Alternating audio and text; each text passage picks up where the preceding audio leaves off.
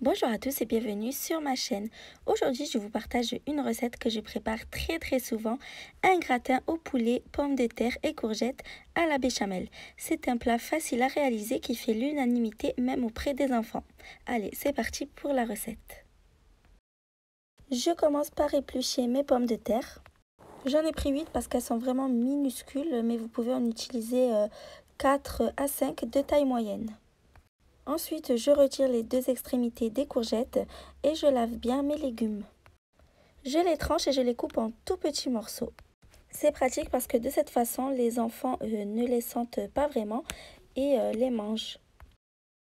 Ensuite, je fais pareil avec les pommes de terre, donc je coupe de tout petits cubes. Je les dispose dans une passoire en attendant. Si c'est ta première fois sur ma chaîne, n'hésite pas à t'abonner et n'oublie pas d'activer la petite cloche pour ne manquer aucune vidéo. Ensuite, j'épluche un oignon et puis je vais l'émincer finement. Je vous rappelle que tous les ingrédients de la recette et les mesures exactes sont notés dans la description. Je vais venir aussi râper 3 gousses d'ail. Dans une casserole, j'ai mis de l'eau à bouillir. Et puis j'y ajoute les pommes de terre et les courgettes. Et je vais les pré-cuire dans l'eau pendant une dizaine de minutes. J'ajoute un peu de sel et de poivre. Je remue et puis je vais couvrir et laisser cuire. Ensuite, je vais couper 450 g de poulet en petits cubes. Vous pouvez remplacer le poulet par de la viande hachée, de la dinde. Moi, ce que je fais habituellement aussi, c'est que je le remplace par du thon. C'est très bon aussi. Ou vous pouvez aussi le faire sans viande. Dans une poêle sur feu moyen, j'ajoute un filet d'huile d'olive. Et puis quand l'huile est bien chaude, j'y ajoute l'oignon et l'ail. Je vais les faire revenir dans la poêle jusqu'à ce qu'ils soient translucides. Donc à peu près au bout de 3 à 4 minutes. En attendant, je retire les pommes de terre et les courgettes du feu qui sont pré-cuites. Quand les oignons sont bien translucides, je viens ajouter le poulet. En attendant, j'ai mis les pommes de terre et les courgettes à égoutter dans une passoire. Je mélange un peu avant de venir assaisonner. Alors, j'ajoute du sel, du poivre, j'ajoute du thym, je remue un peu. En attendant, j'ai préchauffé le four à 190 degrés. J'ajoute également du gingembre. J'y ai mis aussi du basilic et du romarin, ainsi que de la coriandre en poudre. Vous pouvez mettre les épices de votre choix. Je vais cuire en remuant de temps en temps pendant 10 à 15 minutes. Et pour terminer, je m'attaque à la crème béchamel. Je mets le beurre à fondre. C'est le beurre maison que j'ai fait. Si vous n'avez pas encore vu la recette, je vous invite à aller la visionner.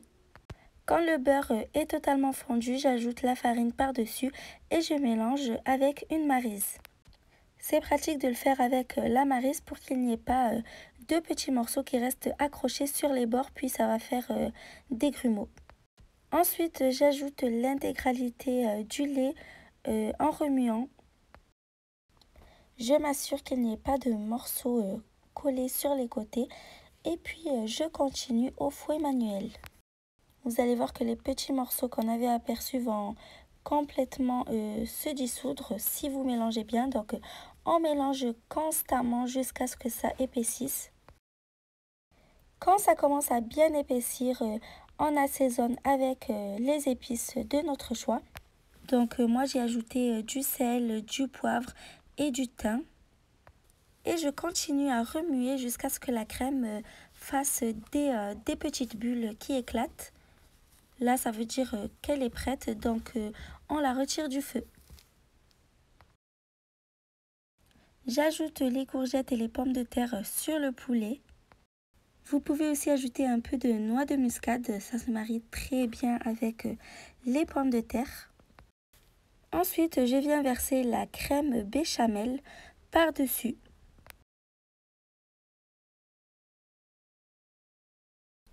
Et ensuite, je vais venir bien mélanger le tout pour qu'il y ait de la crème de partout. Si vous voulez une crème béchamel plus légère, vous pouvez mettre moins de farine. Ensuite, je dispose la préparation dans un moule à gratin. Donc, c'est un moule pour 4 personnes. Si la recette te plaît, n'oublie pas de mettre un petit pouce bleu pour m'encourager. J'égalise bien la surface. Et je termine en venant ajouter du fromage râpé. Le fromage que j'utilise, c'est de la mozzarella. Et je mets au four pendant plus ou moins 30 minutes.